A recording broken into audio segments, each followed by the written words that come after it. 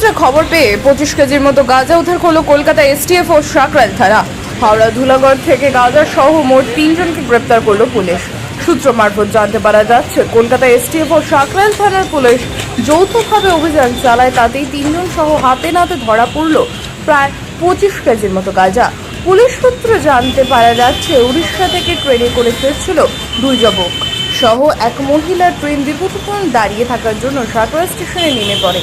তারপর ধুলাগড় জাতীয় সড়কের কাছে এসে গাড়ি ধরে বারাসাত বা মধ্যমগ্রাম দিকে যাওয়ার পরিকল্পনা ছিল। সেই সময় 3 জনকে ধরে তাদের সঙ্গে থাকা 2টি ট্রলি ব্যাগ ও একটি পিঠে ব্যাগ সার্চ করতে বেরিয়ে আসে কিলো কিলো গাঁজা।